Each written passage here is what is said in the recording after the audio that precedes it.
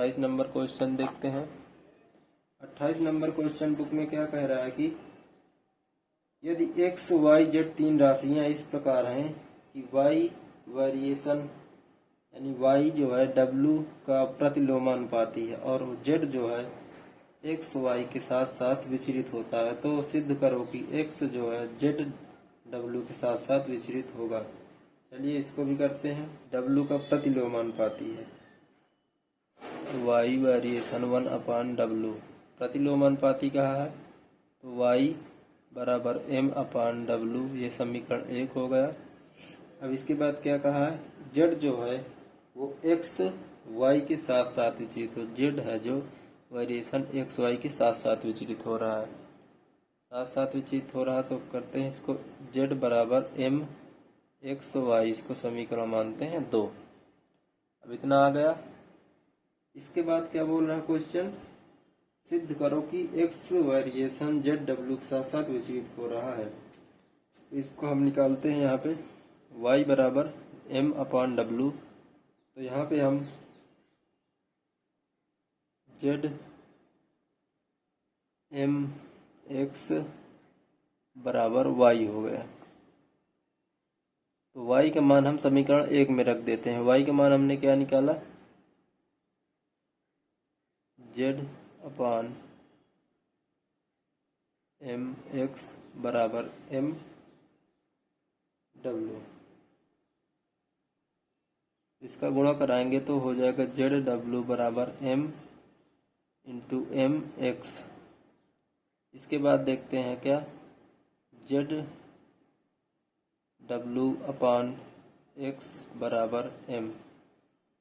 यहाँ पे दोस्तों हम m वेरिएशन न मान के, क्योंकि हमने यहाँ पे m माना है तो यहाँ पे n मान लेते हैं, ताकि हमें क्वेश्चन करने में जो m का गुणा कराएंगे m² हो जाएगा तो प्रॉब्लम होगी, तो इसको n मान लेते हैं। तो y बराबर क्या होगा, n x बराबर y। अब यहाँ पे क्या होगा कि y का मान जब रखेंगे, y का मान z अपान nx रखेंगे, nx बराबर m/w, तो zw बराबर m इंटू nx आया। अब इसके बाद देख लेते हैं zw अपान m n बराबर x। अब इसके बाद mn जो है, यहाँ पे mn हमारा वेरिएशन कांस्टेंट हो जाएगा, x बराबर zw 1/mn, जो कि m1/mn जो अचर स्थिरांक है, अचर राशि इसको मानते हैं हम। x बराबर zw, यहाँ से कह सकते हैं x वेरिएशन zw, x जो है x के साथ साथ zw विचलित हो रहे हैं, हमें यही सिद्ध करना था, सिद्ध हो। यदि x वेरिएशन y और y वेरिएशन z, तो सिद्ध करो कि x variation z। 29 number question, x variation y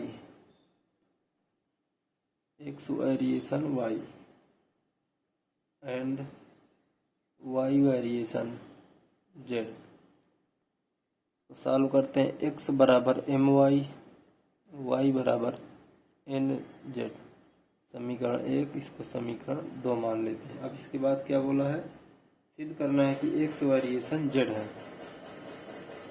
चलिए इसको सिद्ध करते हैं। यहाँ पे हम समीकरण देखते हैं क्या, y 1 में हम y बराबर nz का मान रखते हैं, x बराबर m nz, और जो m और n है ये तो एक अचर स्थिरांक है, तो अचर है, x बराबर z, तो x वेरिएशन z। हमें यही सिद्ध करना था कि x वेरिएशन z है। 30 नंबर क्वेश्चन देखते हैं। 30 नंबर क्वेश्चन कह रहा कि यदि x वेरिएशन z और y वेरिएशन z, तो सिद्ध करो कि x plus minus y variation z और x y वर्गमूल वेरिएशन z है। 30 नंबर क्वेश्चन देखते हैं। x वेरिएशन z और y x वेरिएशन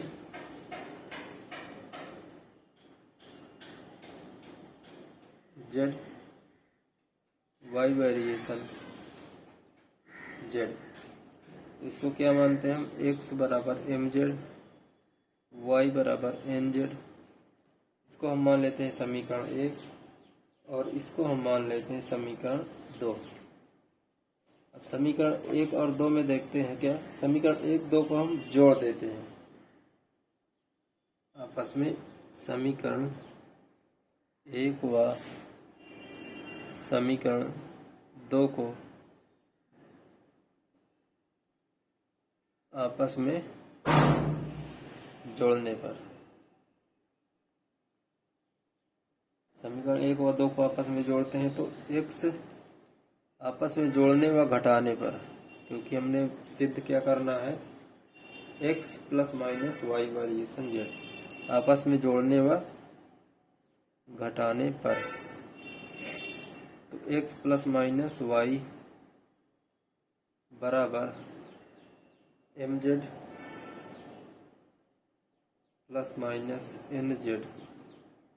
इसके बाद x प्लस माइनस y बराबर, यहाँ पे z हमारा कॉमन आ रहा तो m प्लस माइनस n।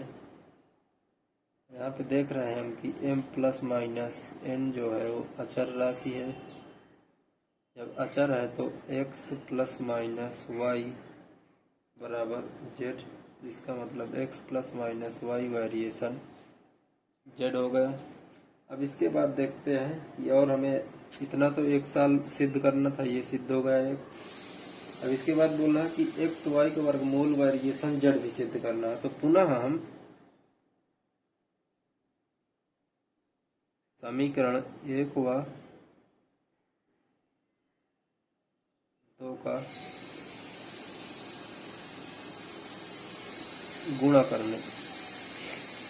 गुणा करके वर्गमूल लेने पर,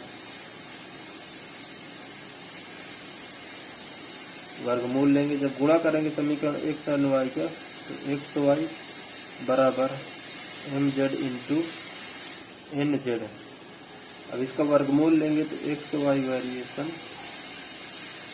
ये वर्गमूल लगा दिए, mz टू nz, ये वर्गमूल ले लिया। एक्स वाई, यहाँ पे z कॉमन आ रहा हमारा,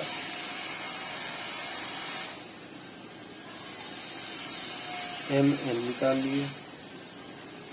अब इसका जब हम z m n का जब वर्गमूल हम तोड़ते हैं तो m n की घात 1/2 हो जाएगा। जो m n की घात 1/2, ये सब पूरा क्या हो गया, अचर राशि हो गया। अचर राशि हो गया तो रूट का एक्स वाई वेरिएशन जेड, ये भी हमें सिद्ध करना था, यही आपका आंसर होगा।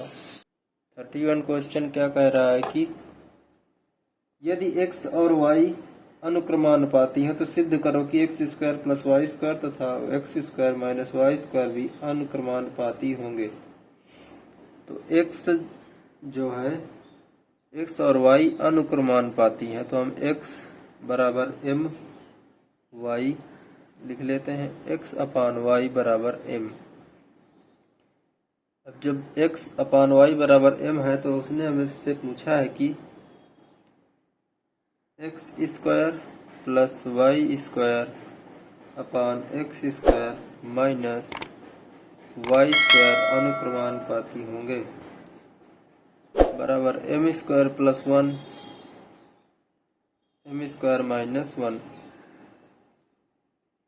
इसमें m square plus 1 upon m square minus 1 ये अचर राशि हो गया,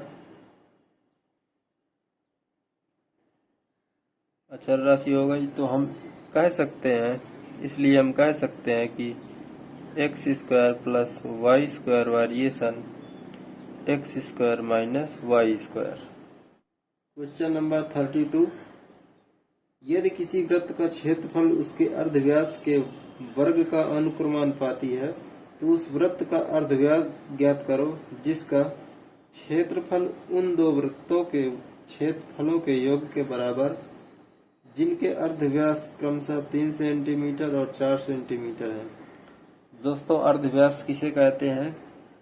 अर्धव्यास ही त्रिज्या कहलाती है, क्योंकि व्यास के आधे को हम त्रिज्या कहते हैं, उसी को अर्धव्यास कहते हैं, उसी को त्रिज्या कहते हैं। और जो व्यास होता है वो त्रिज्या का 2 गुना होता है। चलिए 32 क्वेश्चन नंबर देखते हैं। उसने कहा कि किसी वृत्त का क्षेत्रफल, हम मानते हैं यहाँ पे, माना वृत्त का जो क्षेत्रफल है वो a है, और उसने बोला है कि अर्धव्यास अर्थात त्रिज्या, अर्धव्यास या त्रिज्या बोल सकते हैं उसको हम, त्रिज्या बराबर r दिया हुआ है। इसके बाद उसने कहा है कि क्षेत्रफल, वृत्त का क्षेत्रफल उसके अर्धव्यास के वर्ग के अनुपाती है। तो क्या मानते हैं हम कि जो उसका क्षेत्रफल है उसके एरिया के त्रिज्या के वर्ग के अनुक्रमानुपाती है। त्रिज्या के वर्ग कर देते हैं। a बराबर a variation r square, a बराबर m r स्क्वायर। अब इसके बाद उसने कहा है उस वृत्त का अर्धव्यास ज्ञात करो जिसका क्षेत्रफल उन 2 वृत्तों के क्षेत्रफलों के योग के बराबर है। तो हम a बराबर m r स्क्वायर, अब उसने बोला 2 वृत्तों, अलग से 2 वृत्तों के योग के बराबर हो, m r स्क्वायर, ये तो एक वृत्त हो गया। इसके अलावा जो 2 वृत्तों का योग, जो उसका क्षेत्रफल है उसके योग के बराबर ये है, तो इसको हम m r 1 square plus m r 2 का होल स्क्वायर देख लेते हैं। क्योंकि उसने बोला है कि इसका जो क्षेत्रफल है इसके अलावा जो उन 2 वृत्तों के क्षेत्रफलों के योग के बराबर, उन 2 वृत्तों के क्षेत्रफल के योग के बराबर है। तो इसको हम देखते हैं यहाँ पे एम आर स्क्वायर। अब यहाँ पे दिया है कि मान कुछ दिया जिसके अर्धव्यास क्रमशः 3 सेंटीमीटर और 4 सेंटीमीटर है। एम उसका जो व्यास दिया, अर्धव्यास दिया है 3 सेंटीमीटर, यहाँ पे 3 का स्क्वायर प्लस एम दूसरा का दिया है 4, तो एम 3 त्रिक को 9 प्लस एम 4 चौक 16। तो ये क्या हो गया हमारा, एम कॉमन हो गया, 16 9 25, तो m 5 का वर्ग हो गया हमारे पास। अब इसके बाद देखते हैं m r स्क्वायर है, m हमारा तो वेरिएशन निकल गया, तो हमारा बचा क्या, m r स्क्वायर बराबर m 5 का स्क्वायर, m r स्क्वायर बराबर 5 का स्क्वायर, तो r बराबर 5। हमसे पूछा गया है कि उस वृत्त का अर्धव्यास ज्ञात करना, अर्धव्यास का मतलब त्रिज्या, यही हमें r बराबर 5 सेंटीमीटर ज्ञात करनी थी, जो उन 2 क्षेत्रफलों, 2 वृत्तों के क्षेत्रफल के योग के बराबर है। हमने इसका मान निकाल लिया। अब इसके बाद क्वेश्चन नंबर 33 देखते हैं। उसमें क्या कह रहा है, यदि x y variation x square plus Y square दिया है और y बराबर 4 जबकि x बराबर 3, तो x y में संबंध स्थापित करना है। 33 नंबर क्वेश्चन,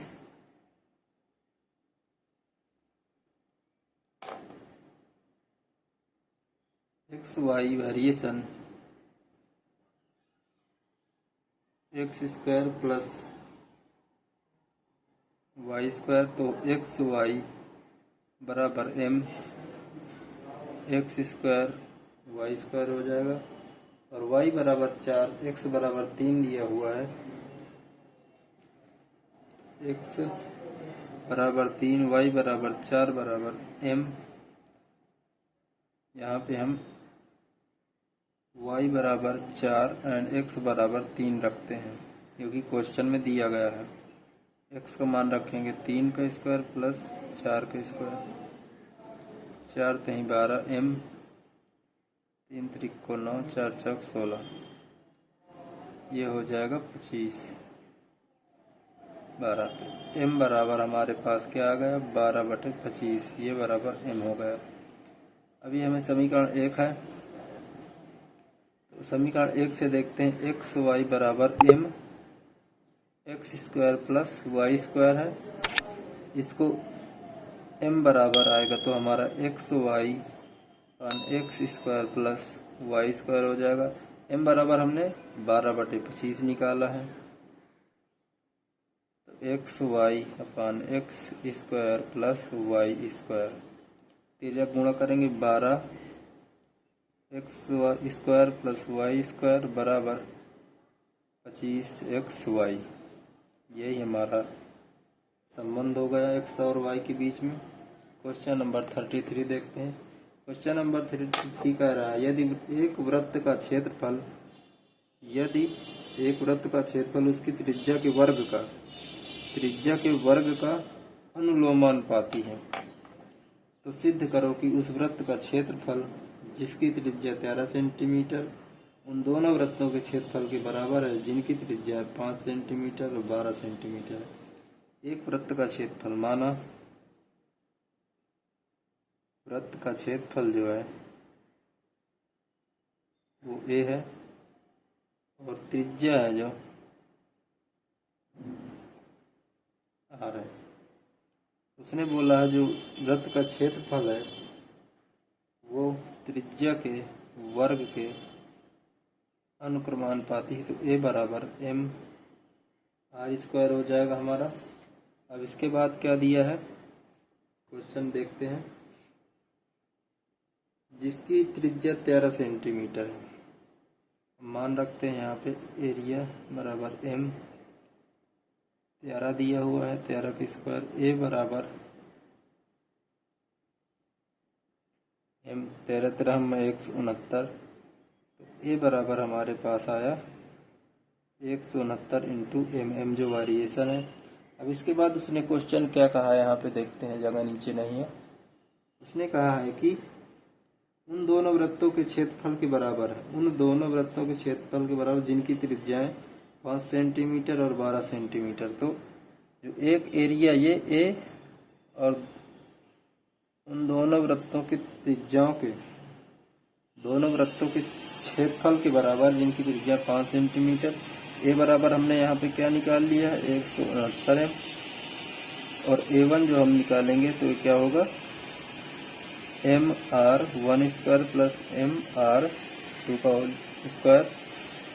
m r1 का मान रखेंगे, r1 का मान यहाँ पे दिया है त्रिज्या 5 सेंटीमीटर, 5 का स्क्वायर प्लस m r2 का मान दिया है 12 सेंटीमीटर, तो m कॉमन है, 5 को वर्ग करेंगे 25 आएगा, 12 को वर्ग करेंगे 144, तो ऐड करेंगे m 169, ये इधर 169 m। तो हमसे क्वेश्चन क्या कह रहा है कि मैं उन दोनों वृत्तों के जिनकी त्रिज्या बराबर है सिद्ध करना था, यही हमारा बराबर है। तो सिद्ध हो चुका कि हमें जो दिया गया है उस क्षेत्रफल जो उन दो वृत्तों के क्षेत्रफल के योग के बराबर है जिसका अर्धव्यास उस वृत्त के अर्धव्यास के ज्ञात करना था, तो ये हमें सिद्ध हो गया। क्वेश्चन नंबर इसके आगे 35 है। 35 नंबर क्वेश्चन क्या कह रहा है, 35 नंबर क्वेश्चन सॉल्व करते हैं। 35 नंबर में कह रहा है जब कोई पिंड विश्रामावस्था से गिरता है तो गिरने के स्थान से उसकी दूरी गिरने में लगे समय के वर्ग के अनुसार विचलित होती है। यदि कोई पिंड प्रथम 4 सेकंड में 144 सेंटीमीटर की दूरी तय करे तो ज्ञात करो कि गति के 90वें सेकंड में वह कितनी दूरी तय करेगा। क्वेश्चन को ध्यान पूर्वक पढ़ेंगे दोस्तों। तो मानते हैं हम यहाँ पे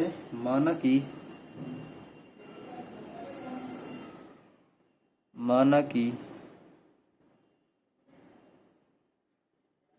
पिंड गिरते स्थान से दूरी जो हो जाएगी वो हो जाएगी हमारी s, और जो लगा समय हो जाएगा t हो जाएगा। उसने कहा है विश्रामावस्था से गिरते हैं तो गिरने में वर्ग के अनुसार उसकी दूरी जो है गिरने में लगे समय के दूरी जो है गिरने में लगे समय के वर्ग के अनुसार विचलित हो रही। तो ये हो गया x बराबर mt स्क्वायर। mt स्क्वायर यहाँ पे m जो है ये विचरण स्थिरांक है, विचरण स्थिरांक है, इसके बाद देखते हैं S बराबर एम समीकरण 1 मान लेते हैं इसको। प्रथम स्थिति में क्या कह रहा है कि यदि कोई पिंड प्रथम 4 सेकंड में 144 सेंटीमीटर की दूरी तय करे। प्रथम स्थिति देखते हैं क्या बनती है। प्रथम स्थिति में कह रहा है कोई पिंड 144 सेंटीमीटर की दूरी बराबर दिया है S बराबर 144 और टाइम दिया है 4 सेकंड। इसका मान समीकरण 1 में रखते हैं। t बराबर 4 सेकंड दिया है। S का मान रखते हैं 144 बराबर m, t के मान 4 का स्क्वायर, 144 बराबर m 4 चौक 16। m बराबर हमारे पास आया 144 अपान 16 नहीं है 144, तो m बराबर आया हमारे पास 9। अब इसके बाद हम 9 का मान, जो m बराबर 9 का मान है, उसको समीकरण 1 में रखते हैं। समीकरण 1 में रखने पर जब समीकरण 1 क्या है हमारा समीकरण 1, S बराबर m t स्क्वायर। जब m का मान रखेंगे वहाँ पर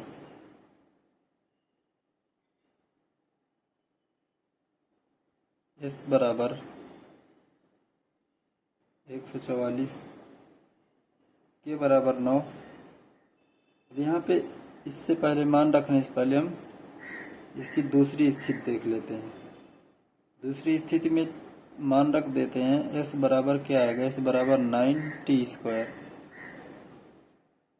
जब मान आ गया समीकरण 1 में मान रखे तो S बराबर 9t स्क्वायर होगा। अब इसकी दूसरी स्थिति क्या कह रही है।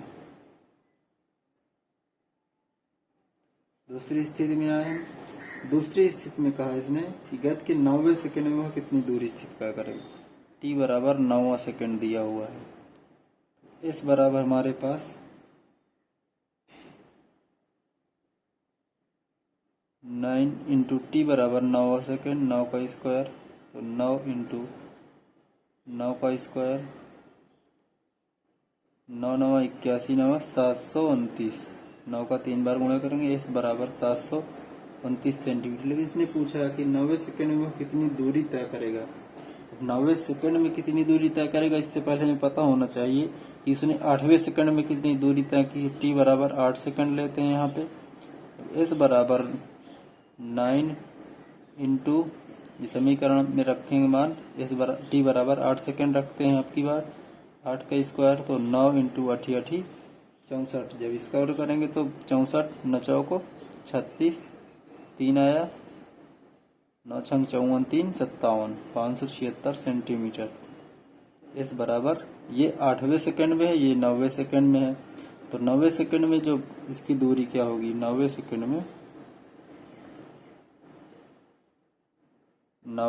में